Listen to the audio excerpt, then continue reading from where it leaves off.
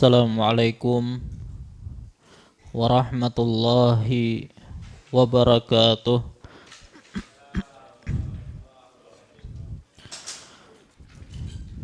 Alhamdulillah rabbil alamin. Wabihi nasta'in ala umurid dunya waddin. Wa ashhadu an la ilaha illallah wahdahu la syarika lah. Wa ashhadu anna Muhammadan abduhu wa rasuluh. Allahumma salli wa sallim wa barik ala nabiyyina wa habibina Muhammadin wa ala alihi wa ashabihi wa man tabi'ahum bi ihsanin ila yaumiddin. Amma ba'd. Fa ya ibadallah, kaum muslimin wal muslimat, keluarga seberataan rahimani Allahu wa iyyakum.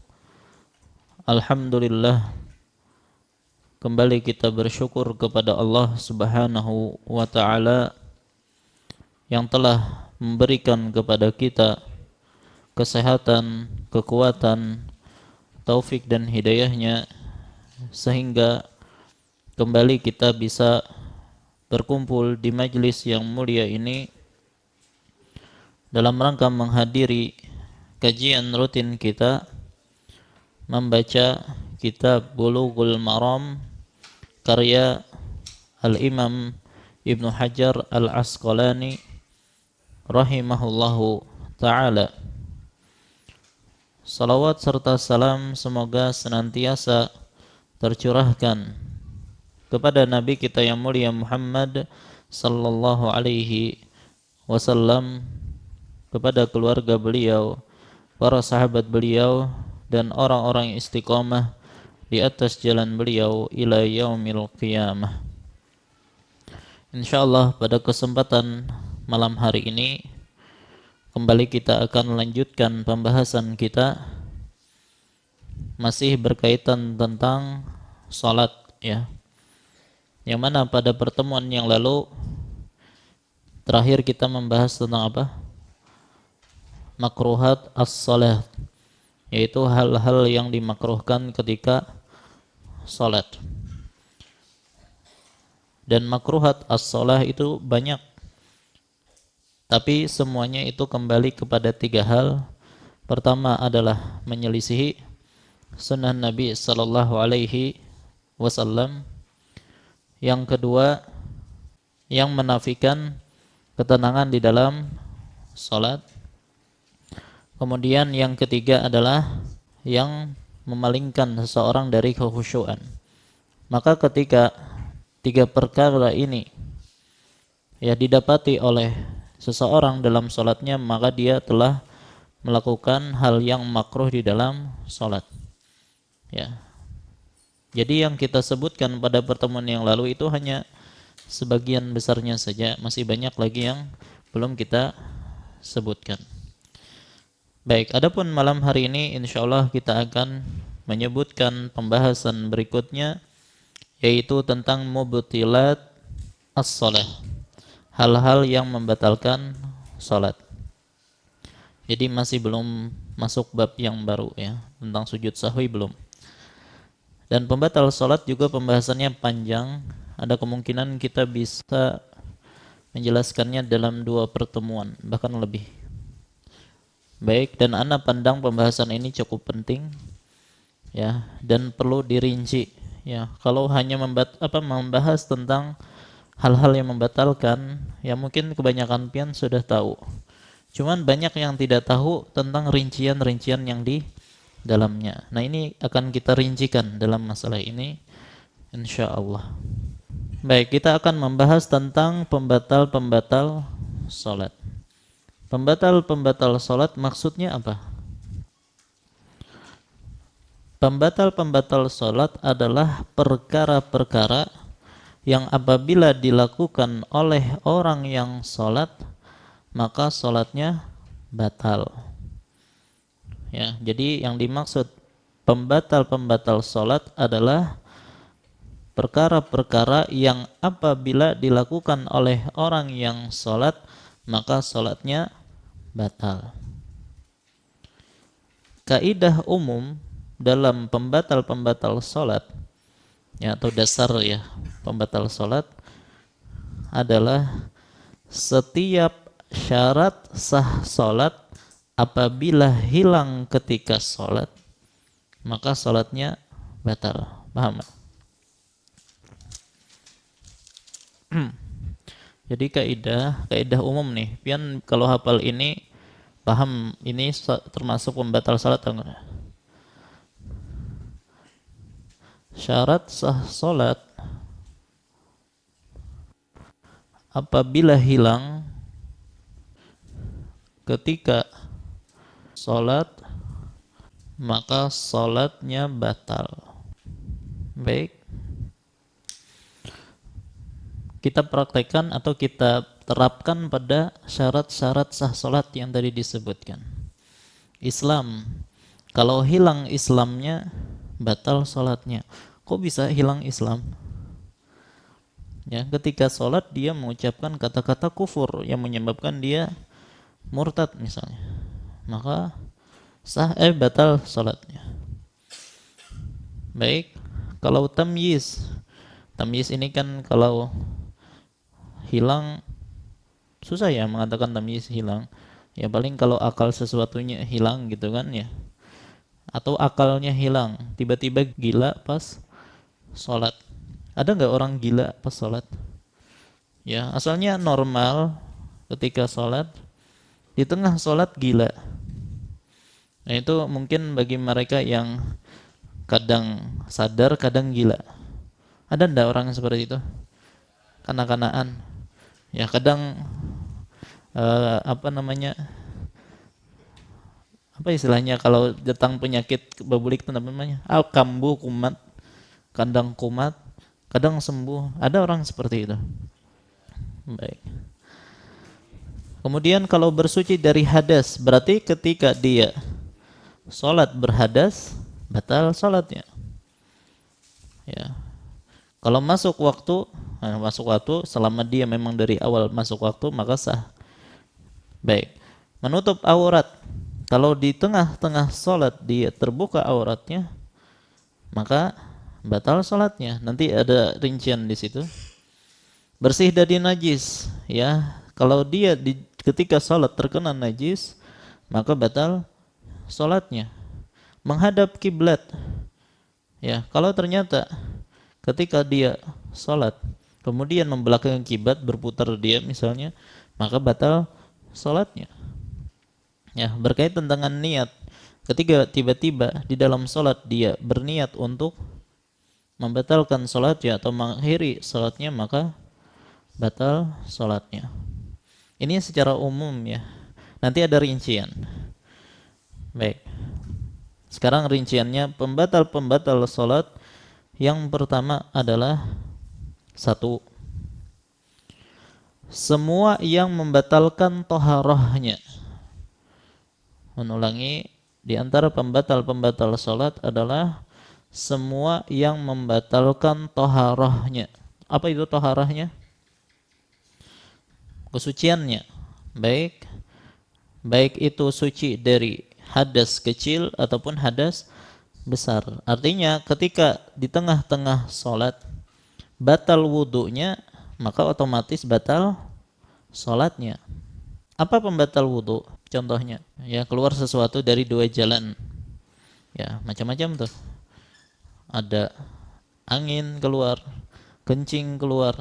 Ya, maka itu semuanya membatalkan wudu sekaligus membatalkan salat. Dan ini sebagaimana sabda Nabi sallallahu alaihi wasallam ketika ada laki-laki yang mengeluh, yang mana di dalam salat dia dikhayalkan bahwasanya keluar sesuatu dari duburnya, ya. Jadi dia dikhayalkan keluar angin, ya. Tapi dia ragu apakah keluar ataukah tidak. Maka apa kata Nabi sallallahu alaihi wasallam? La yansarif hatta yasma'a sautan aw yajida rihan. Janganlah dia batalkan salatnya sampai dia mendengar suara atau mencium bau. Ini dalam keadaan dia ragu. Tapi kalau keadaan yakin keluar, kada usah menghadang bunyi ataupun mencium bau. Kalau sudah yakin kentut gitu ya. Jadi maka dipahami dari hadis ini, kalau yakin berarti batal salatnya. Begitu juga kata Nabi SAW, la yaqbalullahu salata ahadikum idza ahdasa hatta yatawadda. Tidak diterima oleh Allah salat salah seorang di antara kalian apabila dia berhadas sampai dia berwudu. Baik, ini yang pertama. Yang kedua, sengaja membuka aurat. Sengaja membuka aurat. Nah, ingat kata sengaja ini ya. Membuka aurat baik sedikitkah atau banyakkah, baik sebentarkah atau lamakah. Kalau dia sengaja membuka auratnya, maka batal salatnya. Ini ingat sengaja. Aurat laki-laki dalam salat apa saja? Dari mana sampai mana? Dari lutut sampai pusar. Ya. Itu yang wajib ditutupin, ya. Tapi jangan juga ditinggalkan bagian punggung, karena ada hadis yang lain yang menyebutkan bahwasanya seseorang yang memiliki kemampuan untuk menutup punggungnya, maka hendaklah dia tutup punggungnya juga. Baik. Nah, orang yang misalnya ketika sholat sengaja menyingkap pakaiannya, misalnya dia memakai pakaian yang sampai lutut. Lutut masuk aurat atau enggak? Maka ketika seseorang misalnya memakai celana sampai lutut masih menutup aurat. Karena lutut bukan termasuk aurat, wallahu alam, ya, hanya pembatas saja. Cuman kan agar selamat paha tidak tersingkap, hendaknya juga ditutup lutut.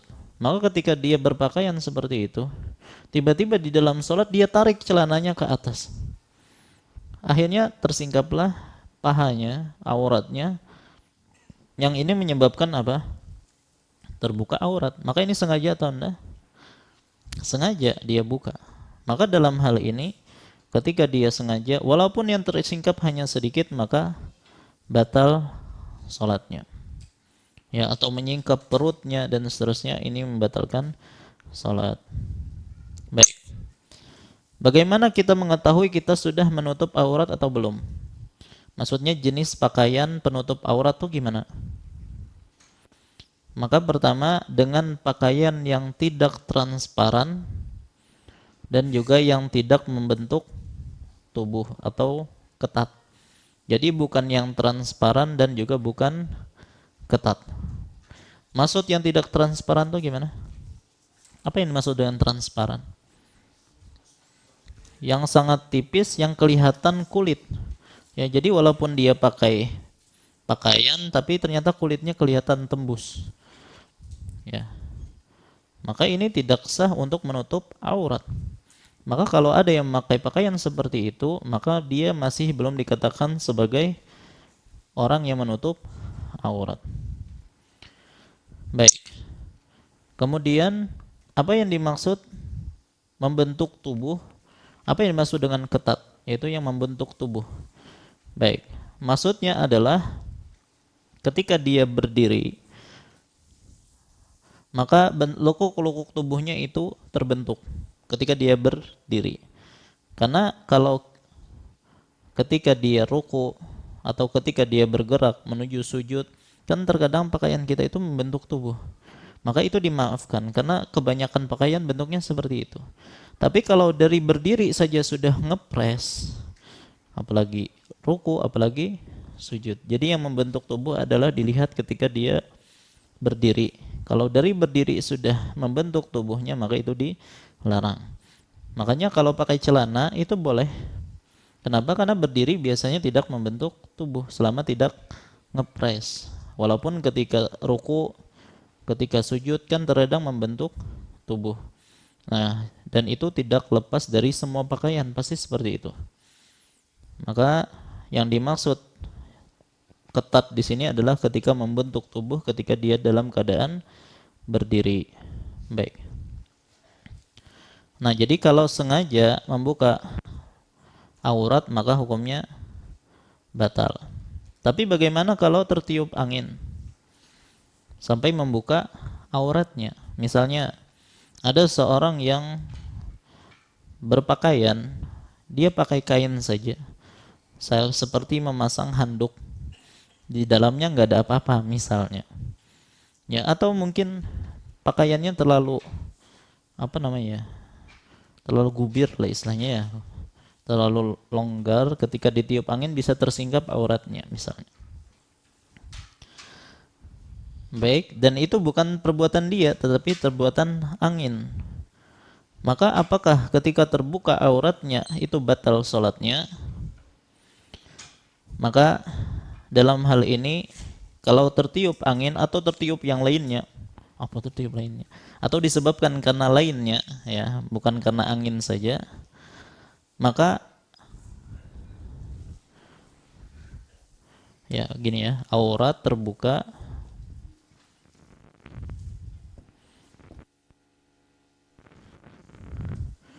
ya karena angin misalnya ya, karena angin ya dan semisalnya dan lain-lain, bukan yang penting bukan karena dirinya sendiri.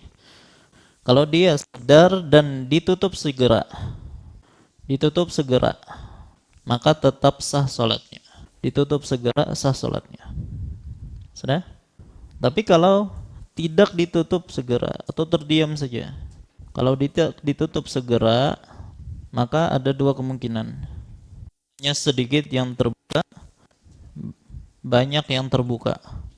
Kalau hanya sedikit yang terbuka dan bukan disebabkan karena perbuatan dia, maka dan tidak segera dia tutup, tetap terbuka begitu saja. Maka kalau hanya sedikit maka dia maafkan, jadi tetap sah sholatnya. Tapi kalau banyak terbukanya maka batal sholatnya. Nah, kalau ditutup segera baik banyak terbuka atau sedikit yang terbuka, maka tidak bermasalah, tidak masalah. Tapi kalau tidak ditutup segera, jadi bahkan sepanjang sholat terbuka terus, maka kalau itu hanya sedikit, maka dimaafkan. Ya. Tapi kalau banyak yang terbuka, maka batal sholatnya. Wallahu a'lam. Kemudian, bagaimana kalau seseorang sedang sholat dan dia tidak tahu kalau auratnya terbuka? Auratnya terbuka, dia tidak tahu dari awal sampai akhir auratnya terbuka.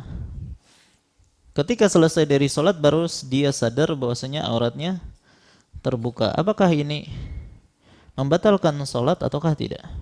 Atau misalnya datang orang lain memberitahukan tadi auratmu terbuka misalnya, dia nggak tahu sama sekali. Maka di sini terjadi perbedaan pendapat di kalangan para ulama. Ya, ada yang mengatakan batal, ada yang mengatakan tidak batal. Nah, ulun sendiri lebih condong pada pendapat yang menyatakan tidak batal. Kenapa? Karena dia tidak tahu. Makanya dalam surah Al-Baqarah ya, ayat-ayat terakhir, Rabbana la tu'akhidna in nasina aw akhtana. Wahai Rabb kami, janganlah engkau hukum kami dengan sesuatu yang kami lupa atau kami tidak tahu. Maka di sini dia tidak tahu, maka dimaafkan. Ya, maka wallahu alam salatnya tetap sah. Baik. Dan terbukanya aurat ya itu adalah perkara yang baru yang sebelumnya tidak ada. Jadi ketika kita salat kita yakin telah menutup aurat. Ya, adanya misalnya di tengah-tengah salat. Dia tidak tahu pasti kapan terbukanya aurat tersebut. Maka bisa jadi terbukanya aurat ini ketika dia salat atau setelah salat. Maka di dalam masalah ini ada kaidah yang mengatakan sesuatu yang datang itu kaitkan dengan waktu yang paling dekat, yaitu setelah sholat. Jadi seolah-olah terbuka auratnya itu setelah dia selesai dari sholat. Baik. Kemudian apabila ada orang yang membuka auratnya dengan sengaja, tapi karena jahil. Maksud jahil apa? Tidak paham hukumnya. Bisa karena jahil bahwasanya itu aurat, ya seperti tadi, yang mungkin menganggap atau menyangka bahwasanya paha itu aurat, lantas dia buka. Padahal itu adalah aurat misalnya. Atau jahil bahwasanya membuka aurat itu bisa membatalkan salat. Maka kalau dalam kondisi jahil, maka menurut pendapat yang lebih kuat, salatnya tetap sah. Jadi ada kaidah dalam masalah ini ya. Setiap orang yang melakukan sesuatu yang mana dia tidak tahu, maka itu tidak membatalkan salatnya, wallahu a'lam. Ya, makanya nanti ketika kita menyebutkan setiap pembatal salat yang ada, nanti kita sebutkan bagaimana kalau dia jahil, bagaimana kalau dia tidak tahu. Ya, maka salatnya tetap sah. Baik. Itu yang kedua. Kemudian yang ketiga, yang membatalkan salat adalah berpaling dari arah kiblat. Berpaling dari arah kiblat pada salat yang mengharuskan menghadap kiblat. Nah, ulangi. Berpaling dari arah kiblat pada salat yang mengharuskan menghadap kiblat. Ada enggak salat yang tidak diharuskan menghadap kiblat? Pesawat, kendaraan, terus? Berarti kada wajib menghadap kiblat dalam kondisi seperti itu ya. Baik, yang wajib berarti baik, salat sunnah apakah wajib menghadap kiblat atau tidak? Wajib. Baik. Jadi kalau ada orang yang salat duha misalnya tidak menghadap kiblat, maka salatnya tidak sah. Kapan tidak wajib salat sunnah menghadap kiblat? Kalau dia di atas kendaraan. Misalnya dia naik dulu onta bang leh, kalau sekarang apa yang dinaiki? Mobil mungkin, ya kapal, pesawat. Baik, kita sudah bahas tentang masalah hukum menghadap kiblat oleh. Maka kalau seseorang yang tidak berkendaraan, baik salat sunnah kah, salat wajib kah, maka wajib menghadap kiblat. Baik, kalau salat wajib, hukum asalnya dia wajib untuk salat menghadap kiblat. Kalau dia sedang pakai mobil misalnya bersafar, maka hukum asalnya wajib dia berhenti menghadap kiblat dan salat. Ulangi, jadi gini ya. Salat wajib kalau dia tidak sedang berkendaraan, tidak sedang bersafar misalnya, maka wajib jelas menghadap kiblat. Tapi kalau dia sedang dalam keadaan bersafar dan dia naik mobil, maka wajib dia berhenti, turun, salat menghadap kiblat. Kalau tidak mungkin turun, pesawat, ya suruh pilotnya turunkan dulu, kada kawa, sudah. Atau misalnya kereta api, ada jadwal sudah kan, tidak mungkin kita menyuruh kereta apinya turun. Maka dalam kondisi seperti ini, kalau masih mampu menghadap kiblat, maka wajib dia menghadap kiblat. Tapi kalau tidak mampu, maka gugur ya perintah untuk menghadap kiblat. Itu salat wajib. Jadi salat wajib itu benar-benar harus diperhatikan. Tidak boleh menghadap selain kiblat kecuali dalam keadaan darurat. Seperti tadi di pesawat, ya di kereta api dan seterusnya. Kalau di kapal laut masih mudah enggak menghadap kiblat? Masih, maka wajib menghadap kiblat kalau tahu arahnya lah. Baik. Tapi kalau salat sunnah, kalau dia dalam keadaan tidak berkendaraan, maka wajib menghadap kiblat. Tapi kalau dia dalam keadaan berkendaraan, ya tidak wajib dia turun ya dari kendaraannya, boleh langsung salat menghadap kemana saja sesuai dengan arah kendaraannya itu kemana. Itu kalau sholat sunnah. Tapi dianjurkan kalau sholat sunnah mulai sholatnya itu ketika menghadap kiblat itu dianjurkan walaupun tidak wajib. Baik, itu rinciannya lah berkaitan tentang menghadap kiblat. Baik. Dan menghadap kiblat itu bisa jadi pas langsung ke arah Ka'bahnya, ya, atau kadang Bapak apa namanya ke arah kiri sedikit, ke kanan sedikit itu tidak masalah. Ya, artinya kita tidak dituntut apalagi kalau tidak melihat Ka'bah untuk langsung menghadap Ka'bah. Artinya kalau ada orang misalnya sholat agak miring sedikit kada pas benar, maka itu sudah dianggap sah selama tidak menghadap ke arah sebaliknya, membelakangi kiblah, maka ini batal. Atau ke arah, kita ke arah mana garang kalau sholat? Barat. Kan kalau barat di atas kan utara ya. Selama kita tidak menghadap ke arah utara, tidak menghadap ke arah selatan, tidak mengarah ke timur, apalagi parah ya kalau sampai ke timur. Nah, kalau sedikit aja misalnya dari barat tadi ke arah utara sedikit, ke arah selatan sedikit itu tidak masalah. Karena kata Nabi sallallahu alaihi wasallam, "Ma bainal masyriqi wal maghribi qiblah." Antara timur dan barat itu adalah kiblat. Tapi ini di mana? Di Madinah.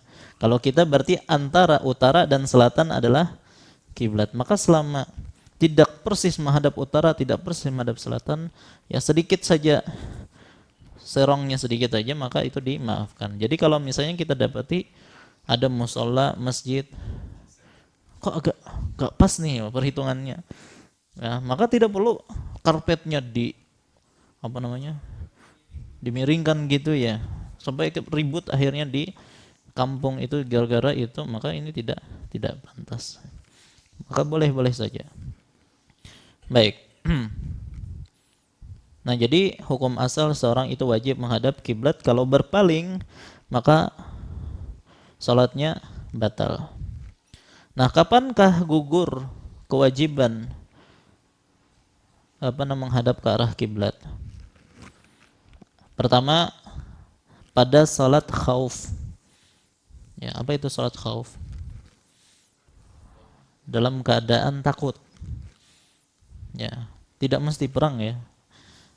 Pertama perang itu bisa dengan salat khauf. Artinya musuhnya kebetulan pas kada di arah kiblat. Ya, kada kawa kan kita menyuruh musuh sini nah ya biar menghadap kiblat. Ya kada kawa. Baik.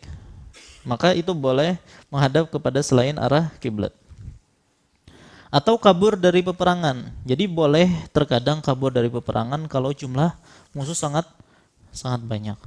Ya, tidak mengapa. Kemudian kabur dari binatang buas. Ya, ada singa di hadapan nih. Pas waktu sholat datang, dihadang-hadang, tetap di situ aja nyele. Maka kiblat di belakang misalnya, atau kiblat di muka, singanya di belakang. Kalau kita sholat menghadap ke arah sana, bujung diterkamnya gitu kan, kada sholat buka lagi. Maka dalam kondisi seperti ini, sementara waktu sholat nih sempit nih, mau kada mau dia sholat walaupun harus menghadap ke arah singa, ya biar siap-siap untuk buka. Baik, ini ulun sebutkan ini karena disebutkan dalam buku-buku fikih seperti itu gitu ya. Termasuk sholat khauf adalah ketika berhadapan dengan binatang buas. Baik. Yang kedua, boleh menghadap kiblat kalau tidak mampu menghadap kiblat. Nah, kan kita menghadap kiblat kalau mampu. Kalau tidak mampu, maka tidak wajib menghadap kiblat. Contoh orang yang tidak mampu adalah orang sakit, misalnya di rumah sakit. Ya, dipasangi macam-macam alat sudah di tubuh dia, ya, sementara tidak mungkin menggeser itu. Ya, dan tidak ada yang mampu memalingkannya ke arah kiblat, maka tidak mengapa salat yang mengarah ke arah mana saja. Atau tawanan yang diikat. Ya. Jadi ada orang yang ditawan, diikat, sementara dia wajib sholat, maka sholat sesuai dengan arah mana saja. Kemudian sholat di pesawat tadi, ya. Kemudian sholat di kereta dan seterusnya. Dia tidak mampu untuk menghadap kiblat, maka gugur kewajiban menghadap kiblat. Kemudian yang ketiga, salat sunnah di kendaraan tadi sudah. Ya, walaupun menghadap kiblat pada awalnya itu lebih utama, ya. Itu sudah kita sebutkan. Jadi yang ketiga, salat sunnah di atas kendaraan. Kemudian yang keempat, ketika tidak tahu arah kiblat, kita sedang di hutan misalnya. Sudah, kemudian tidak ada HP. Kalau sekarang kan alhamdulillah ada HP yang mudah menunjukkan arah kiblat. Ya, kadang membawa kompas. Kalaupun membawa kompas kada paham memakainya kayak apa. Ya, kemudian harinya mendung kada tahu di mana nih. Kan kalau kita Indonesia barat berarti arah ke matahari terbenam. Ini kada kelihatan mataharinya. Kayak apa salatnya? Ya, walaupun katanya dilihat dari pohon-pohon atau tumbuh-tumbuhan, kalau dia menghadap ke arah mana ke arahnya maka itu adalah timur. Jadi kalau ada misalnya kembang mungkin ya ke arah mana dia menghadapnya, maka itu katanya arah timur. Maka sebelahnya adalah barat, ya. Wallahu alam bujur atau kadanya lah. Tapi yang jelas dia berijtihad sekarang.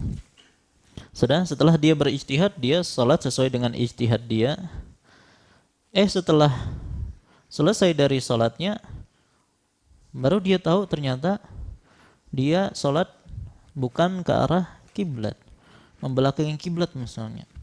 Maka ini gugur kewajiban menghadap kiblat, maka salatnya dianggap sah. Tapi ingat benar-benar pada kondisi membolehkan dia ijtihad. Ya, tapi kalau di masjid misalnya sudah berijtihad pulang, ada boleh. Ya, baik. Baik, itu yang ketiga. Yang keempat, di antara hal yang membatalkan salat yaitu terkena najis. Terkena najis dan tidak menghilangkannya dengan segera. Ulangi, yang keempat di antara pembatal salat adalah terkena najis dan tidak menghilangkannya dengan segera. Baik najis tersebut mengenai badannya, mengenai pakaiannya, mengenai apa lagi satunya? Tempat salatnya, badan, pakaian dan tempat. Ulangi, jadi yang keempat terkena najis dan tidak menghilangkannya dengan segera. Baik najis tersebut di badannya, di pakaiannya, atau di tempat salatnya. Baik, kalau badan jelas, kalau pakaian jelas, tempat salat maksudnya apa? Apakah sajadahnya itu disebut tempat salat? Berarti kalau misalnya kalau kita katakan tempat salat itu ada sajadah, kalau di ujung sajadah ada tai cacak misalnya, apakah itu salat sah salatnya atau kada? Jadi yang dimaksud tempat salat itu adalah tempat dia duduk meletakkan tubuhnya dan tempat meletakkan apa? Dahinya. Jadi kalau di antara lutut kita dengan tempat dahi kita itu ada tahi cacak. Ya, dan ketika kita sujud, kita tidak terkena najis tersebut, maka salat tetap sah. Ya. Jadi kalau di ujung-ujung sajadah itu tidak berpengaruh, ya, tetap sah salatnya. Jadi selama tempat kita sholat, ya, artinya tidak terkena dahi kita, tidak terkena kaki kita, maka sholatnya tetap sah. Itu yang dimaksud dengan tempat sholat. Baik. Nah, jadi kalau misalnya ketika kita sedang sholat, badan kita terkena najis misalnya, ketika kita sedang sholat, ada anak-anak atau anak kita memegang najis, misalnya ada kencing di tangannya, kemudian dia sentuh pipi ayahnya lagi sholat, malah kena badannya ini, ya, maka sholat ayahnya jadi batal, kecuali bisa dibersihkan dengan segera. Misalnya apa? Ambil tisu, ya, dibersihkan, maka sah tetap sholatnya. Atau pada pakaiannya, anak-anak kencing mengenai baju ayahnya misalnya sedang sholat, bisa nggak langsung dihilangkan tuh? Kalau kencing susah ya, kecuali kalau dia pakai baju 2 lapis misalnya, yang terkena hanya bagian atasnya, maka dia segera lepas bajunya, ya, dan bagian dalamnya itu tetap menutup auratnya, maka aman. Ya, kalau tidak bisa maka batalkan salatnya. Kemudian kalau tempat salatnya, ya tadi anak tadi kencing pas di tempat kita salat, maka itu bisa membatalkan salat. Kalau pakai sajadah, sajadahnya dihilangkan, maka masih bisa untuk salat di situ. Jadi kalau terkena najis dan langsung bisa dihilangkan, maka tetap sah salatnya. Baik. Tapi kalau dia tidak menghilangkan dengan segera, ya, atau tidak bisa dihilangkan dengan segera, maka batalkan salatnya, karena salatnya batal nanti. Kalau misalnya menghilangkan najis menyebabkan auratnya terbuka, ya tadi seperti di salawar kenanya, ya, masa dilepas celananya, terbuka auratnya, maka dalam hal ini dibatalkan saja salatnya. Baik, ada permasalahan. Seseorang yang tidak tahu kalau badannya ada najisnya dan tahu setelah selesai sholat. Jadi setelah selesai sholat baru tahu di kakinya ada tai cacak misalnya. Baik, apakah sah sholatnya atau tidak? Sholatnya sah. Apa dalilnya? Kisah Nabi SAW yang dikabarkan oleh Jibril bahwasanya di sandal beliau ada najisnya. Jadi ceritanya Nabi SAW sedang sholat bersama sahabatnya dan beliau pakai sandal. Zaman dulu kan masjid itu terbuat atau berasal dari tanah, batu gitu, pasir. Jadi orang-orang kalau sholat masih pakai sandal. Ya, kalau sekarang jangan coba-coba pakai sandal. Ya, diusir oleh marbot nanti. Baik. Maka ketika itu Jibril datang kepada Nabi SAW mengabarkan bahwasanya di bawah sandal beliau ada najis. Maka beliau lepaskan sandal beliau. Kemudian para sahabat ikut-ikutan melepaskan sandal mereka. Maka Nabi pun bertanya, apa yang membuat kalian melepas sandal kalian? Maka kata para sahabat, kami melihat engkau melepas sandal, maka kami lepas sandal. Maka kata Nabi menjelaskan, tadi Jibril mengabarkan kepadaku bahwasanya di sandalku ada najis. Ya, artinya kalau Jibril tidak mengabarkan kepada Nabi, maka Nabi terus meneruskan salatnya. Dan sebelumnya Nabi tidak tahu. Bukankah Nabi sudah salat? Ya, kemudian baru diberitahu oleh Jibril. Artinya beliau tidak membatalkan salat disebabkan karena beliau sempat memakai sandal yang ada najisnya.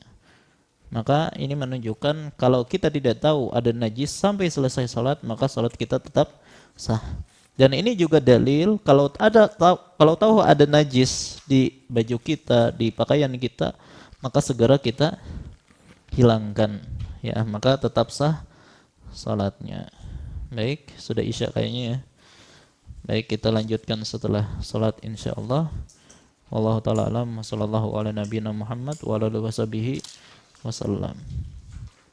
Assalamualaikum warahmatullahi wabarakatuh. Alhamdulillahi rabbil alamin wa bihi nasta'in ala umurid dunya wad din. Wa ashhadu an la ilaha illallah wahdahu la syarika lah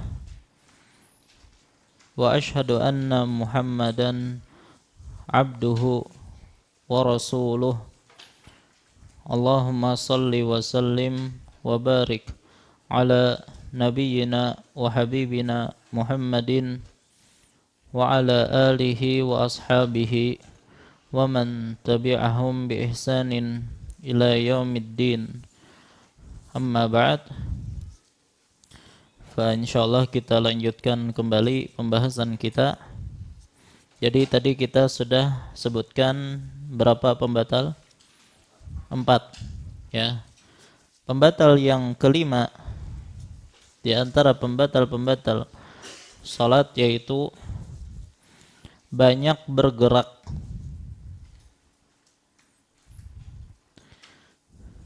dengan gerakan selain gerakan sholat, ya banyak bergerak dengan gerakan selain sholat, ya tentunya sholat itu bergerak kan ya, tapi itu tidak terhitung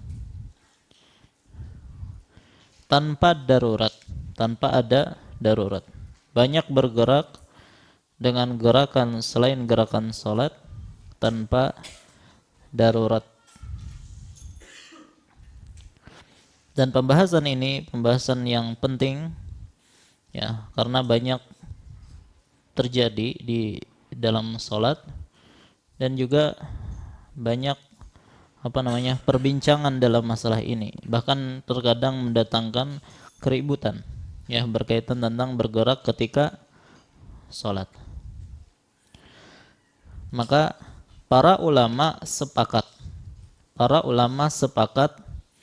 bahwasanya gerakan yang banyak serta berkesinambungan, maksudnya terus menerus, membatalkan sholat. Ulangi, para ulama sepakat bahwasanya gerakan yang banyak serta berkesinambungan, yaitu terus menerus, itu membatalkan sholat. Tapi apa sih syarat gerakan yang banyak itu membatalkan sholat? Ulangi, apa syarat gerakan yang banyak itu membatalkan sholat? Maka di sini ulun akan sebutkan 6 syarat. Jadi gerakan yang banyak itu dinyatakan sebagai pembatal sholat kalau memenuhi 6 syarat. Syarat yang pertama, gerakannya banyak. Tadi ya itu aja ditulang ya. Gerakan banyak. Maka dari sini kita tahu kalau gerakannya sedikit maka tidak membatalkan sholat. Nah, yang menjadi pertanyaan, kapan sih gerakan itu dikatakan gerakan yang banyak dan kapankah gerakan itu dikatakan gerakan sedikit? Baik, yang pian tahu gimana? Apakah 3 kali bergerak itu banyak? Ya, atau gimana? Maka di sini para ulama berbeda pendapat tentang menentukan banyak gerakan dari sedikit gerakan. Baik, ada yang berpendapat amal atau gerakan yang banyak itu adalah apabila melakukan sesuatu yang memerlukan 2 tangan. Apa contohnya yang memerlukan 2 tangan? Hah? Masang kupi ya? Masang kupi sebut tangan. Baik. Misalnya memasang kancing, kan satu nggak bisa, susah. Nah, sebagian para ulama menyatakan kalau membutuhkan 2 maka banyak gerakannya. Ya. Kalau satu saja maka sedikit katanya. Contohnya apa? Hah? Garuk ya, 1 tangan ya. Maka sedikit katanya. Ini pendapat ya, ada pendapat seperti itu. Pendapat yang kedua, amal yang banyak yaitu apabila orang ketika melihat dari jauh melihat seolah-olah dia tidak sholat. Ya, jadi ada orang bergerak nih, dilihat orang jauh, wah itu kayaknya kada sholat. Ya karena saking banyaknya dia bergerak gitu, kayak lain orang sholat. Ya. Adapun amal sedikit atau gerakan sedikit berarti tidak sampai ada persangkaan demikian. Ini pendapat kedua. Pendapat yang ketiga, amal yang banyak yaitu bergerak sampai 3 kali secara berurutan. Ya kalau 3 kali berurutan, ya kemudian berkesinambungan, ya maksudnya apa sih berurutan itu? Ya bersambung, bukan terpisah. Maka itu dikatakan banyak. Dan kalau kurang dari 3 gerakan maka itu sedikit. Dan ini adalah mazhab Asy-Syafi'i. Makanya Madzhab Syafi'i menyatakan bahwasanya kalau seorang bergerak 3 kali berturut-turut, ya artinya bersambung, maka itu membatalkan sholat. Tapi kalau berpisah, maka tidak membatalkan sholat. Ya, bahkan kata mereka, kita melangkah gini ya, misalnya ya, kita melangkah maju, mengangkat itu sudah dihitung 1, turun dihitung 2. Ayo kayak apa tuh? Misalnya lah kita lagi sholat gini, melangkah ke depan, mungkin mau mengisi shaf depan ya, 1, 2 sudah. Maka kalau dilanjutkan seperti itu udah 3. Maka kalau pengen selamat, ini 1, 2, stop dulu. Ya biar enggak mutawali ya, tawali ya, supaya tidak terus-terus berkesinambungan. Begitu juga sebagian mereka, misalnya kita lagi berjamaah, ada 1 orang batal ke WC dia, maka kan bergeser kan ya. Cara bergesernya gimana? Kalau begini batal berapa kali dah tuh ya, maka caranya gimana? Nah, tunggal dikitan pian melihat, setelah melihat kayak itu. Nah itu menurut pendapat Syafi'iyah seperti itu. Baik, jadi kalau kaki mengangkat itu 1, diturunkan itu 2, tambah 1 lagi batal. Kalau tangan begaru turun lagi itu dihitung 1. Kenapa? Karena tangan itu lebih sering bergerak daripada kaki katanya. Ya, jadi dia maafkan, ini dihitung 1. Baik, tapi kalau yang bergerak itu jari saja, misalnya gini, itu tidak dihitung walaupun banyak, tidak masalah. Kalau mata yang bergerak kedap-kedip tidak masalah. Kalau lidah yang bergerak tidak masalah. Ya. Tapi kalau sampai mengangkat tangan itu dihitung 1. Ya, apalagi kalau banyak gitu kan, maka bisa membatalkan sholat. Baik, itu pendapat. Ada juga yang pendapat yang mengatakan bahwasanya itu dikembalikan kepada penilaian atau adat manusia. Artinya kalau orang-orang mengatakan itu banyak, maka banyak. Kalau dianggap itu sedikit, maka itu sedikit. Ya, maka kalau yang dianggap banyak itulah yang membatalkan sholat. Dan ini ulun lebih condong kepada pendapat ini. Ya, sesuai dengan adat, kalau itu dikatakan banyak menurut orang yang melihat, maka itu hukumnya membatalkan sholat. Tapi kalau itu ringan saja gerakannya, maka tidak masalah. Karena hukum asal ketika di dalam syariat kita itu tidak ditentukan ya kadarnya, maka dikembalikan kepada urf atau kebiasaan masyarakat atau kebiasaan manusia dalam menilai hal itu. Ya, hal ini sama seperti firman Allah Subhanahu wa taala, wa ashiruhunna bil ma'ruf, maka pergaulilah istri-istri kalian dengan ma'ruf, dengan baik. Apa kadar dikatakan seseorang itu mempergauli istrinya dengan baik, maka dikembalikan kepada adat kebiasaan setempat ya, atau masyarakat setempat. Ya, maka tidak ada kadar tertentu dalam masalah ini. Ala kulli hal, apabila ya ada orang sholat namun bergerak-gerak, banyak gerakannya, sampai ada orang menyangka, wah ini kayaknya kada sholat kadenya tuh. Ya, bahkan disalamani mungkin. Ya, dikira kada salat. Maka ini jelas banyak ya, secara urf ini adalah banyak. Ya, lebih hati-hati, jangan terlalu banyak bergerak kecuali kalau ada hajat. Baik. Itu syarat yang pertama, banyak ya. Dan ini dikembalikan kepada urf. Yang kedua,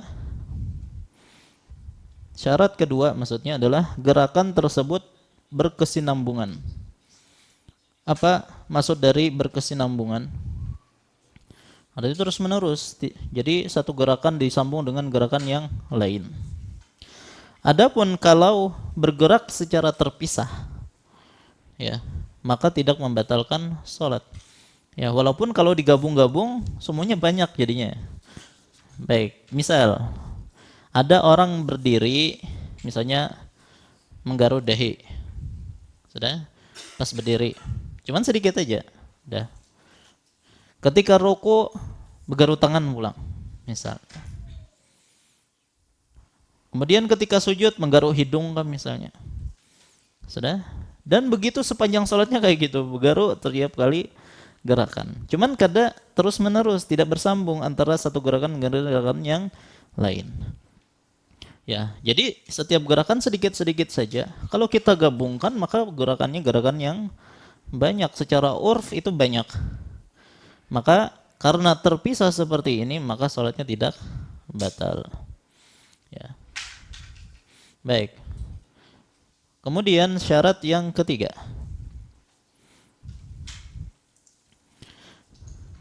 Bukan gerakan seperti jenis gerakan sholat. Bukan gerakan seperti jenis gerakan sholat. Bukan jenis gerakan sholat seperti bergaru, itu bukan gerakan sholat. Ya, contoh masuk jenis gerakan sholat adalah misalnya mengangkat tangan. Kita tahu ketika sholat itu dianjurkan mengangkat tangan berapa tempat kemarin kita sebutnya? 4, ya kan? Ketika takbiratul ihram sekali, ketika ingin ruku sekali, bangkit dari ruku sekali, yang terakhir adalah ketika ingin bangkit ke rakaat yang ketiga. 4 ini yang disyariatkan. Kalau ada orang yang sholat, dia selalu bertakbir dan mengangkat tangan setiap kali berpindah pada satu gerakan yang lain, lebih dari 4 misalnya.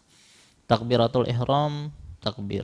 Ingin ruku, takbir. Bangkit dari ruku, takbir. Ingin sujud, takbir. Bangkit dari sujud, takbir. Maksud takbir sini mengangkat tangan. Kalau takbir memang disyariatkan. Jadi setiap takbiratul ihram mengangkat tangan. Mau ruku, angkat tangan. Mau bangkit dari ruku, angkat tangan. Mau sujud, angkat tangan. Bangkit dari sujud, angkat tangan. Ya. Kemudian mau sujud lagi, angkat tangan. Mau berdiri, angkat tangan. Angkat tangan terus. Baik. Ini gerakan, ya, itu sejenis dengan gerakan yang ada pada salat, yaitu ketika takbiratul ihram kan mengangkat tangan. Maka gerakan ini juga sejenis dengan mengangkat tangan. Walaupun kita menyatakan tidak disyariatkan mengangkat tangan setiap kali gerakan tersebut. Apalagi orang yang mengangkat tangan ini ya memiliki dalil, karena memang ada hadis terkait masalah ini, cuman hadisnya tidak sahih dalam masalah ini. Maka kalau ada yang melakukannya, maka tidak kita katakan sholatnya batal. Kenapa? Karena dia melakukan gerakan yang mana ada gerakan yang sama ketika sholat. Ya, jadi sebagian orang menyatakan kalau gerakan seperti ini katanya ini membatalkan sholat, tapi yang benar tidak sampai membatalkan sholat. Baik, syarat yang keempat, bukan karena darurat. Ya, gerakannya bukan karena darurat. Jadi kalau ada orang yang bergerak banyak, ya, bukan karena darurat. Ya, maksud darurat di sini ada hajat, keperluan, atau karena ada maslahat. Ya, kalau tidak ada sama sekali, ya, cuman bergerak saja begitu, maka kalau banyak maka bisa membatalkan sholat. Adapun kalau darurat ini mencakup hajat, kebutuhan, atau karena maslahat. Misal untuk hajat, ya, ketika berperang kan perlu mengayunkan pedang dan seterusnya, maka ini jelas diperbolehkan, tidak membatalkan salat. Atau kabur dari musuh, akhirnya dia bergerak, ya, kabur dari singa, tadi ini sudah disebutkan, ya. Atau ketika menggendong bayi, ketika salat menggendong anak kecil, itu kan membutuhkan banyak gerakan dan ini dimaafkan. Baik, karena ada hajat di situ. Karena kalau kita tinggalkan anak di bawah, misalnya duduk, mungkin dia nangis. Maka kita perlu mengangkatnya misalnya, maka tidak mengapa kalau ada hajat seperti ini. Dan Nabi SAW pernah menggendong cucu beliau, siapa namanya? Umamah anaknya siapa? Abul As, ya, atau Zainab, ibunya Zainab, suaminya atau ayahnya Abul As. Ya, cucu Nabi SAW, Umamah namanya. Jadi Nabi SAW menggendong Umamah dan meletakkannya di atiqihi. Atiqihi itu berarti bahu beliau. Apabila beliau ruku, maka beliau letakkan. Apabila beliau bangkit, maka beliau angkat kembali. Dan itu melazimkan banyak gerakan. Nah, kalau ada hajat, maka diperbolehkan. Begitu juga Nabi SAW memerintahkan untuk membunuh ular dan juga kalajengking. Maka membunuh ular dan kalajengking itu kan memerlukan gerakan yang banyak. Ya. Baik, maka ini menunjukkan kalau ada hajat maka tidak mengapa bergerak dengan gerakan yang banyak. Itu kalau misal hajat kebutuhan. Kalau masalah untuk maslahat salat dia bergerak banyak, tapi untuk maslahat salat. Contohnya untuk menutup celah saf di depannya. Ya. Tapi jangan terlalu jauh juga, Bang, ya. Paling misalnya 2 saf di depannya maka masih tidak mengapa kalaupun dia maju. Tapi kalau sampai ke imaman situ berjalan terus, itu enggak. Tidak disyariatkan. Itu terlalu banyak, ya. Baik.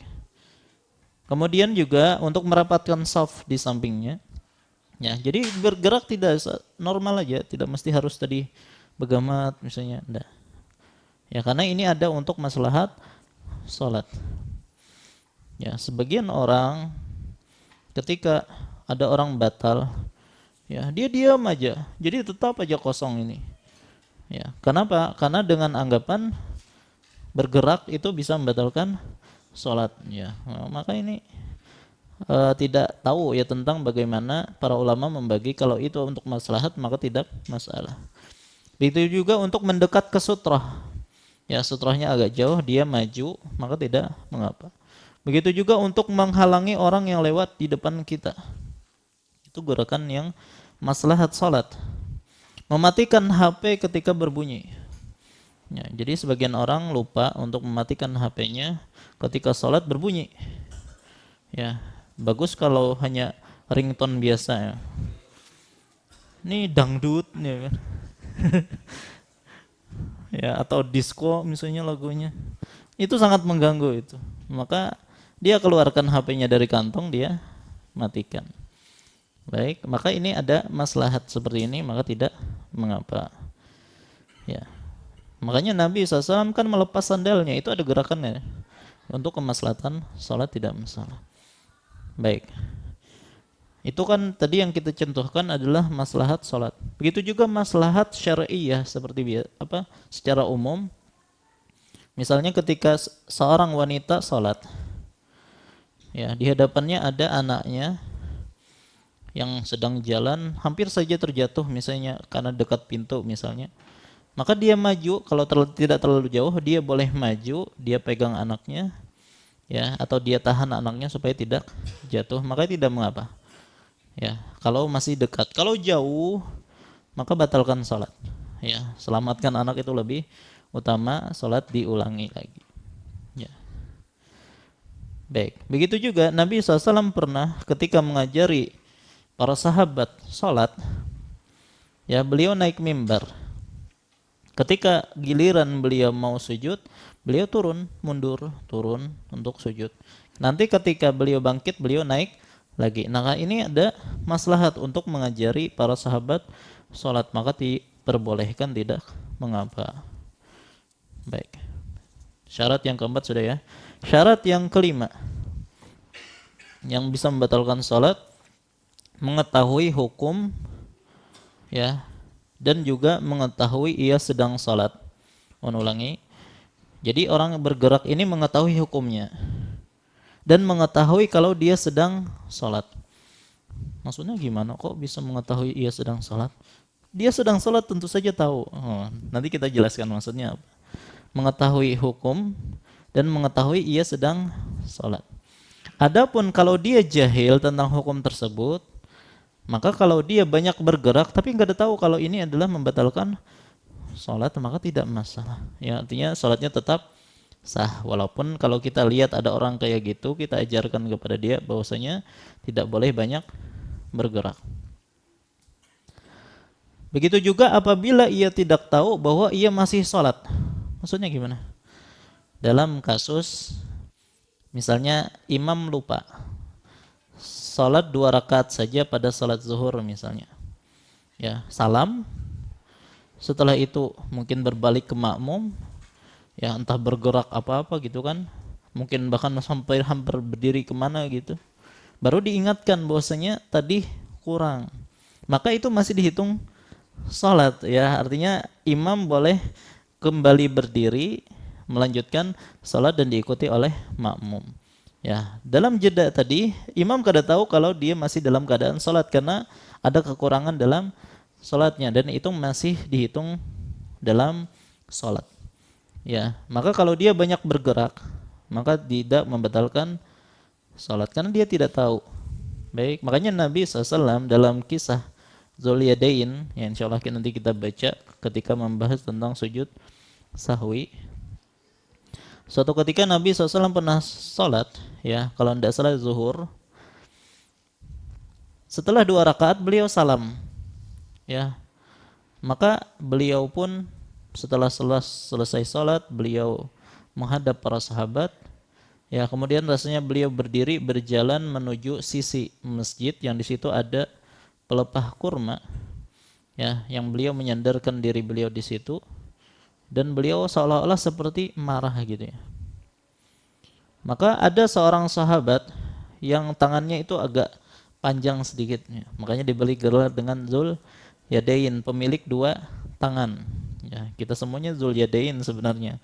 Cuman dinamakan Zul Yadain karena tangannya agak panjang daripada yang lain.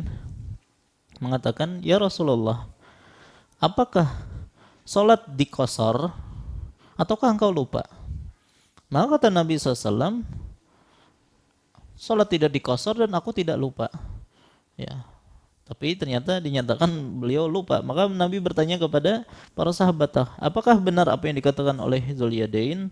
Maka kata para sahabat, iya. Maka akhirnya Nabi SAW kembali ke posisi beliau, melanjutkan 2 rakaat. Coba di sini Nabi SAW banyak bergerak, padahal beliau masih statusnya di dalam sholat. Karena beliau tidak tahu, maka tidak mengapa. Yang keenam, syaratnya adalah dia ingat dan tidak lupa. Artinya ingat hukumnya. Kalau lupa hukumnya, ya nggak tahu ya gimana bisa seorang bisa lupa hukum. Ya mungkin saja. Maka kalau dia lupa, maka tidak membatalkan sholat kalau dia banyak bergerak. Baik, itu adalah pembatal kelima. Berikutnya pembatal yang keenam, yaitu bersandar atau bertopang dengan kuat. Bersandar atau bertopang dengan kuat pada sesuatu pada saat sholat fardu. Ulun ulangi, bersandar, bertopang pada sesuatu pada saat sholat fardu tanpa uzur. Bersandar, bertopang dengan kuat pada sesuatu pada salat fardu tanpa uzur. Apa yang maksud bersandar, bertopang dengan kuat? Bagaimana kita mengetahui kita ini bersandar dengan kuat ataukah tidak? Artinya kalau kita hilangkan ya tempat sandaran kita, kita akan jatuh. Itu maksud bersandar dengan kuat. Misalnya kita bersandar ke dinding. Kalau dindingnya kadada, kita jatuh. Bersandar dengan tongkat, kalau tongkatnya kadada, kita jatuh. Berarti kita bersandar dengan kuat ke sandaran tersebut. Itu syarat pertama atau yang pertama.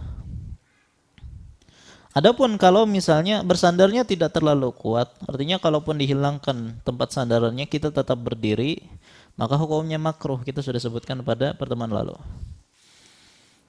Pada sholat fardu, artinya kalau bersandar dalam kondisi itu pada sholat sunnah, maka tetap sah. Kenapa? Karena kita katakan dalam sholat sunnah itu tidak disyaratkan untuk berdiri.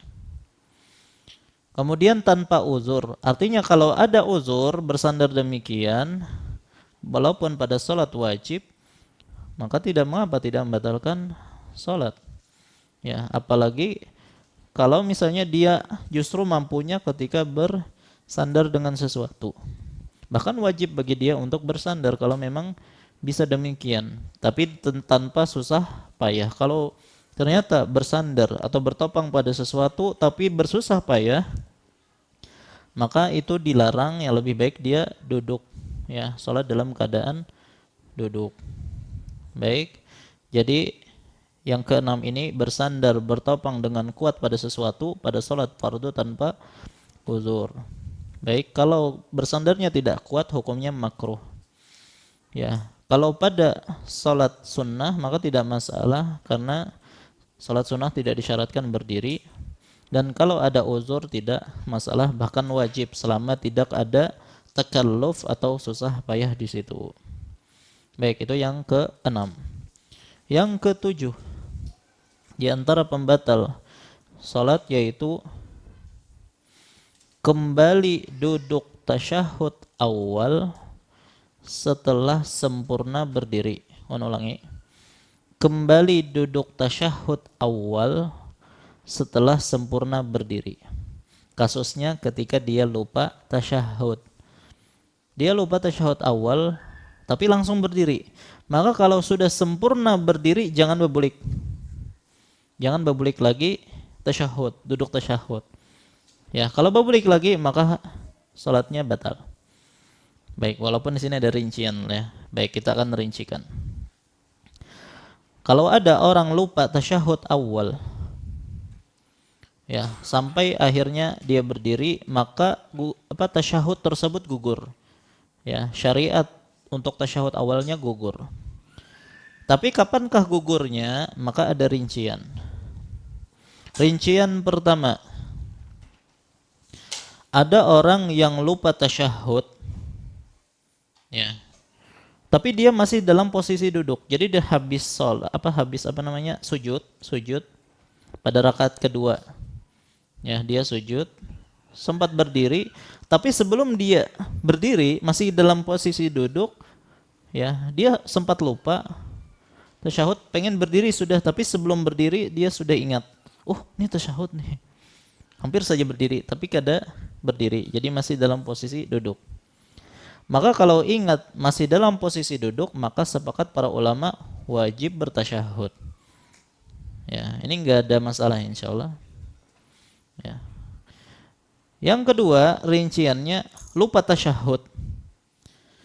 Mulai ingin berdiri tapi belum sempurna berdiri. Ya, lupa tasyahud, ingin berdiri tapi belum sempurna berdiri. Sempurna berdiri itu maksudnya tegak sudah. Kalau masih agak bungkuk, ya, ini masih belum sempurna berdiri.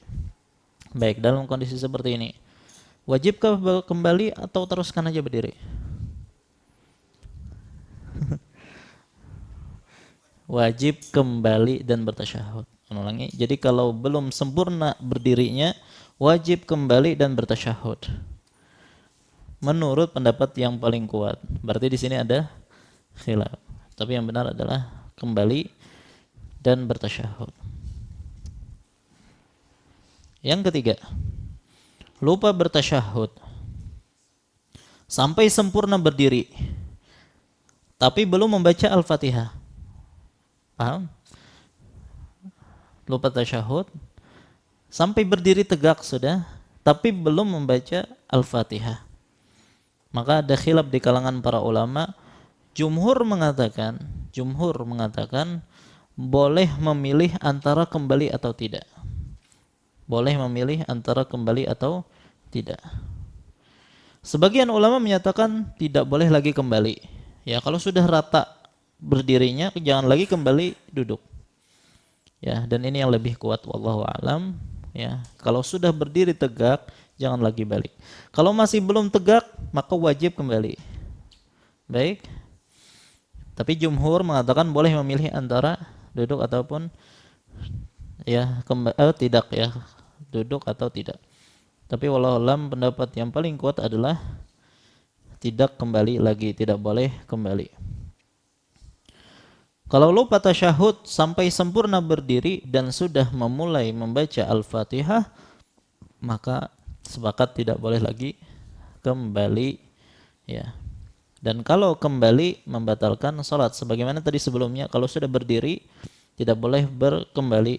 Kalau kembali maka membatalkan salat. Mana dalilnya bahwasanya kalau sudah berdiri tidak boleh lagi kembali? Karena Nabi SAW pernah lupa bertasyahud, tasyahud awal maksudnya. Kemudian para sahabat pun bertasbih, subhanallah, ditegur oleh para sahabat. Tapi Nabi SAW tidak duduk. Beliau memberikan isyarat agar para sahabat berdiri. Justru beliau menyuruh para sahabat yang lain, sahabat berdiri. Ya, dan beliau menyelesaikan salat beliau, lalu beliau sujud sahwi. Ya. Baik. Maka di sini menunjukkan kalau sudah sempurna berdiri, maka tidak boleh kembali. Begitu juga dalam riwayat yang lain, ya, Nabi SAW bersabda, "Idza qama ahadukum minar raka'ataini." Apabila salah seorang dari kalian berdiri setelah 2 rakaat, falam yastatim qa'iman, dan dia belum sempurna berdiri, falyajlis, maka hendaknya duduk kembali.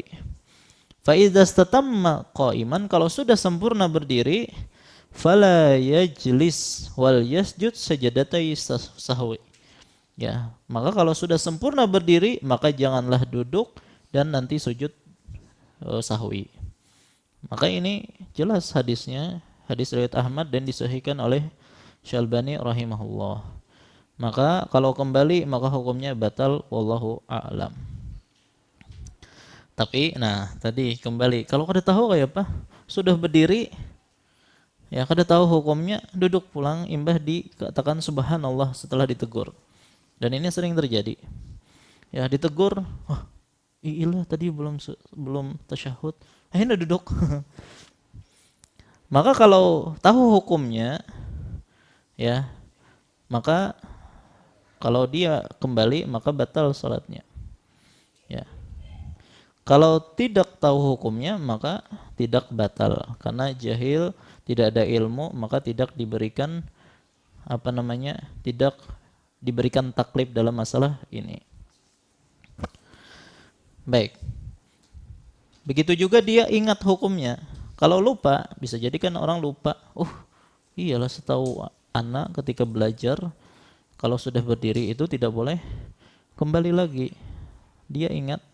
Maka kalau sudah lupa, akhirnya dia kembali, maka tidak membatalkan salat. Jadi disyaratkan tahu hukum dan ingat hukumnya. Baik, cuman ada masalah seperti ini ya. Seseorang tahu hukum nih, artinya kalau sudah berdiri tegak tidak boleh lagi kembali. Cuman qadarullah dia lupa hukum itu. Ya, jadi ketika dia lupa tasyahud, dia berdiri, kemudian dia duduk tasyahud. Setelah duduk tasyahud lagi baru ingat. Jadi awalnya lupa, terus ingat pas duduk tasyahud. Ini sudah terlanjur duduk, gimana nih? Ya. Apakah dia tasyahud ataukah dia berdiri? Paham? Ya. Jadi dia tahu hukumnya sebelumnya, cuman lupa. Jadi terlanjur duduk sudah. Pas duduk hanya ingat. Sebujurnya tadi harusnya berdiri saja, kada usah kembali duduk. Nah, bagaimana dia? Apakah dia sempurnakan tasyahudnya ataukah berdiri sudah, karena harusnya dia dari awal berdiri saja, tidak duduk. Ya, maka wallahu a'lam dalam hal ini dia langsung berdiri karena tasyahudnya sudah gugur. Tasyahudnya sudah gugur, ya.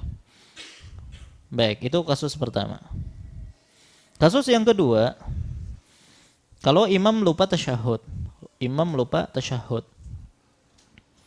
Ketika hendak berdiri, belum sempurna nih berdirinya, kemudian bertasbih, ya, subhanallah. Akhirnya dia duduk kembali, tidak masalah di sini kan. Cuman sebagian makmum mungkin kada tahu di belakang kalau imam duduk kembali, kira sudah berdiri. Akhirnya makmum sudah berdiri berdahulu. Padahal imam sudah kembali, sudah duduk tasyahud. Bagaimana dengan makmum ini? Maka sudah terlanjur berdiri nih. Maka dalam hal ini makmum duduk mengikuti imam. Paham? Baik. Sudah, itu yang ke-7. Yang ke-8. Di antara pembatal salat adalah sengaja mengulangi rukun fi'li. Sengaja mengulangi rukun fi'li. Rukun salat ada dua, ada qauli dan fi'li. Qauli itu berupa ucapan. Contohnya apa? Takbiratul ihram, membaca surah Al-Fatihah, apalagi tasyahud akhir, salam, itu rukun qauli. Nah, kalau rukun-rukun ini ada yang mengulangi, ya, misalnya Allahu Akbar takbiratul ihram. Kemudian dia ulangi lagi setelah bersedekap, Allahu Akbar, dia pulang 2 kalian. Maka ini hukumnya makruh. Kalau yang ditikrar, yang diulangi itu adalah rukun qauli, maka itu makruh, tidak membatalkan salat. Sebagaimana kalau membaca Al-Fatihah, ya, dia ulangi ya 2 kali, maka hukumnya makruh, tidak sampai membatalkan salat. Tapi kalau dia adalah rukun fi'li, contohnya ruku, sudah ruku, bangkit dari ruku, diulanginya pulang ruku, 2 kali rukunya akhirnya, maka ini membatalkan salat. Karena kenapa sih dibedakan antara qauli dengan fi'li? Karena qauli itu tidak merubah hayat salat.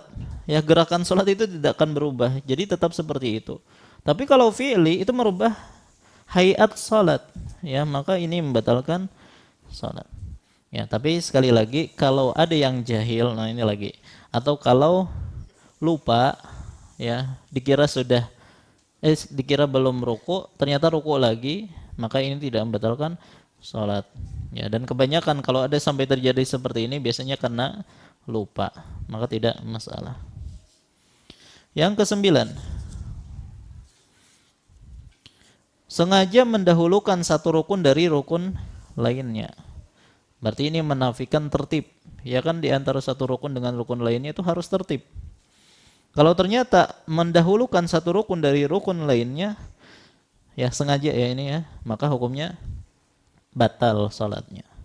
Misalnya mendahulukan sujud dulu daripada ruku. Jadi setelah selesai membaca surah langsung sujud. Hanya ruku, ya. Ini hendak model baru ya salatnya. Oh, ini batal kalau ada sengaja seperti itu. Tapi kalau lupa, nah lupa kada ingat langsung sujud, pas sujud hanya ingat belum ruku, ya, maka dia melakukan itu tidak batal. Tapi apa yang dia lakukan? Apakah dia kembali ke ruku? Ya, ini sudah terlanjur sujud nih. Ya, apakah kembali ke ruku atau gimana? Atau mulang lagi dari awal? Ya, dianggap batal udah 1 rakaat ini atau gimana? Baik. Maka kalau lupa rukun yang ia tinggalkan dan baru ingat ya setelah rukun berikutnya, maka dia kembali. Jadi misalnya tadi kalau dia sujud sudah tapi dia belum ruku, maka dia bangkit, kemudian bangkitnya tanpa bertakbir ya, artinya berdiri tanpa bertakbir, lalu ketika ingin ruku bertakbir. Paham? Dia sujud nih sekarang, ingat nih belum ruku, maka dia berdiri tanpa takbir, kemudian Allahu Akbar, ruku. Nanti di akhir sujud sahwi karena ada tambahan di situ. Baik. Sekarang permasalahan nih, banyak permasalahan kita sinilah. Lupa rukun. Ya, jadi lupa ruku misalnya. Langsung sujud. Masih lupa nih. Jadi duduk di antara 2 sujud. Kemudian sujud lagi sampai bangkit ke rakaat berikutnya nih. Setelah itu baru ingat, lah tadi rasanya di rakaat pertama kada ruku, kada ingat. Maka gimana nih? Apakah dia ruku mengganti ruku pertama, nanti sujud lagi dan seterusnya dihitung sujud pertama, atau sudah dibatalkan, dia berdiri baca Al-Fatihah lagi, ruku lagi, jadi rakaat pertama itu dibatalkan, atau gimana? Maka banyak perbedaan pendapat di kalangan para ulama dalam masalah ini. Ada yang mengatakan rakaat sebelumnya dibatalkan, sudah mulai Al-Fatihah baru lagi, ya, yang pertama tidak dihitung. Ada yang mengatakan langsung kembali ke rukun yang ia lupa, jadi langsung ruku, ya, sujud, selesai dua sujud, berarti terhitung satu rakaat, berdiri, maka ke rakaat yang kedua. Baik. Ada juga yang mengatakan kalau belum membaca surah Al-Fatihah, pada setelah lupa tadi kan berdiri, tapi belum membaca Al-Fatihah, maka ia langsung kembali ke ruku. Sudah? Tapi kalau sudah mulai membaca Al-Fatihah, maka dia batalkan rakaat sebelumnya. Biar ada gambaran lah nih. Ya, semoga paham lah. Karena yang rojihnya jujur. Baik. Ada pendapat yang mengatakan kembali ke rukun tersebut selama ingatnya sebelum melakukan rukun yang sama yang dia lupakan. Pokoknya kalau dia lupanya misalnya sujud, nah kita ubah lagi. Lupanya sujud, cuma satu sujud saja. Sudah? Maka selama dia belum sujud pada rakaat berikutnya, dia ingat nih berdiri, oh tadi rakaat pertama tadi belum sujud, maka langsung sujud pada saat itu juga. Ya, dan sempurna rakaat pertama. Ya.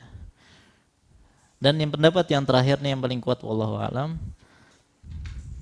Ya, ketika dia lupa, maka ketika dia sudah berdiri, kemudian dia ruku, ya, dan bangkit, maka sudah tidak bisa lagi kembali. Jadi selama dia belum ruku dan bangkit dari ruku, maka masih bisa dikejar rakaat sebelumnya. Kalau dia lupa sujud misalnya, sudah baca Al-Fatihah, sudah baca surah mungkin, ingat dia, tadi rakaat pertama belum sujud dan dia belum ruku kan waktu itu, maka langsung sujud untuk menyempurnakan rakaat pertama.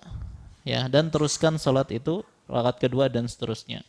Tapi kalau misalnya ketika dia berdiri, kemudian ruku, bangkit dari ruku, maka sudah dibatalkan rakaat yang pertama. Kenapa? Karena kita tahu rakaat kita itu dimulai kapan? Seorang masbuk itu mendapatkan satu rakaat itu kapan? Ketika dia bisa ruku bersama imam. Kalau sudah bangkit baru dia masuk, maka sudah ketinggalan satu rakaat. Maka dalam hal ini ketika dia sudah bangkit ke rakaat yang kedua, selama dia belum bangkit dari ruku, ya, maka boleh dia mengejar ketertinggalan atau kelupaan dia di rakaat sebelumnya. Wallahu a'lam. Ya, dan inilah pendapat Malikiyah dan ini pendapat yang lebih kuat. Jadi apa tadi kesimpulannya? Selama dia belum bangkit, jadi orang lupa nih, ini sholat nih, rakaat pertama lupa sujud satu kali. Sudah? Sampai akhirnya dia bangkit ke rakaat kedua. Selama dia belum bangkit dari ruku, maka boleh kembali untuk menyempurnakan kelupaan dia di rakaat yang pertama. Tapi kalau sudah bangkit dari rakaat yang kedua ini, maka rakaat pertama dibatalkan. Kada bisa lagi dikejar. Kenapa? Karena dia sudah sempurna satu rakaat di situ. Baik. Yang terakhir dari pembatal sholat malam ini adalah sengaja salam sebelum sempurna sholat. Ini semuanya sengaja ya, sengaja salam sebelum sempurnanya sholat. Sholat zuhur, ya, setelah tasyahud awal dia sengaja salam. Dia nggak lupa kalau dia sedang sholat zuhur, tapi langsung salam. Bukan karena lupa, bukan juga karena dia musafir. Musafir kan boleh mengqasar ya. Ini enggak, dia mukim dan tidak lupa, tapi sengaja salam, maka jelas batal. Walaupun misalnya dia sudah duduk tasyahud akhir, tapi belum membaca tasyahud, langsung salam. Habis sujud terakhir, bangkit, langsung salam, belum bertasyahud, maka batal. Ya. Atau misalnya ketika dia tasyahud misalnya habis sujud terakhir duduk, dia sempat baca at-tahiyatulillah wassalawat wa thayyibat assalamualaikum warahmatullahi. langsung salam gitu ya. Artinya assalamualaikum ayuhan nabi warahmatullahi kan gitu ya. Ini meja assalamualaikum warahmatullahi. Kada sempurna tasyahudnya. Maka ini juga membatalkan. Baik. Karena tasyahud itu kan rukun ya.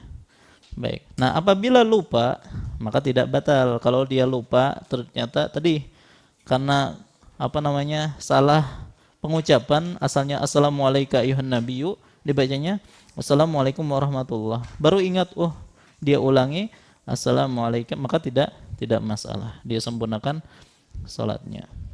Itu kalau lupa. Baik, lupa setelah tasyahud awal langsung salam, ya ini kan seperti lupa setelah tasyahud awal dia lupa langsung salam, maka tidak membatalkan salat, tapi harus dia sempurnakan. Ya. Pernah kasus gini ya, misalnya imam tasyahud awal salam, makmum ini juga ada menagor-nagor, kada ada subhanallah itu kada ada. Ya. Tiba-tiba setelah selesai salat baru dipadahkan tadi cuma 2 rakaat. Ya hajar. Maka bangkitlah imam ya. Nah, masalahnya sebagian makmum itu sudah salat sunnah misalnya. Ya, atau sebagiannya sudah keluar. Gimana tuh? Apakah ketika imam bangkit lagi ya boleh bagi makmum ini untuk mengikuti imam menyempurnakan salat atau gimana? Ya, maka kalau jedanya itu tidak terlalu lama, ya, jedanya tidak terlalu lama dan belum sempat keluar masjid atau tidak jauh dari masjid, maka masih bisa mengikuti ya. Tapi kalau sudah batal wudu misalnya, sudah sholat sunnah misalnya, ya, atau sudah jauh dari masjid, maka harus diulang dari awal lagi. Ini juga berlaku bagi imam. Misalnya imam kada tahu nih kalau dia lupa, sampai sholat sunnah baru diingatkan, maka sudah harus diulang lagi. Baik. Nah, ini akan panjang ceritanya nanti ketika kita membahas tentang sujud sahwi insyaallah. Baik, nah inilah 10 pembatal sholat. Masih ada sisanya ya, insyaallah pertemuan yang akan datang. Sebelum ulun tutup, kemarin ada beberapa pertanyaan ya yang belum ulun jawab. Tentang pertama, orang yang menelan sisa-sisa makanan. Ya, ada di gigi-gigi sisa daging. Ya, atau sisa nasi dan seterusnya. Dia telan gimana hukumnya? Adalah yang bertanya kemarin, orangnya mana? Ada. Maka ada khilaf di kalangan para ulama. Kalau pian hendak hati-hati, jangan ditelan. Ya, simpan di bawah lidah. Atau kalau ada tisu di kantong misalnya bisa diledahkan ke tisu, itu kalau mau hati-hati, keluar dari khilaf para ulama. Tapi kalau dia menelan, wallahu alam, pendapat yang ulun ambil tidak membatalkan salat. Kenapa? Karena ini sering terjadi dan susah untuk dihindari. Ya, terkadang malah mengganggu, mah nih kada nyaman banget ini. Ya, akhirnya dia telan, maka wallahu alam tidak membatalkan wudu. Kemudian tidak membatalkan wudu, tidak membatalkan salat. Kemarin juga ada tentang sholat para wanita. Ya, artinya jamaah para wanita saja, imamnya juga wanita. Maka kan shafnya itu kan sejajar antara imam dengan makmum. Kalau setelah sholat selesai, kan dianjurkan kalau laki-laki itu kan berbalik gitu ya. Apakah wanita juga demikian? Dalam hal ini kita tidak mendapati dalil apa-apa berkaitan masalah ini. Tentang bagaimana sikap para wanita setelah sholat. Cuman kita mengambil hukum keumuman, yang mana Nabi SAW bersabda, An-nisa'u syaqa'iqur rijal. Ya, kaum wanita itu adalah saudaranya kaum lelaki. Maka hukum asal yang berlaku pada laki-laki itu berlaku pada wanita.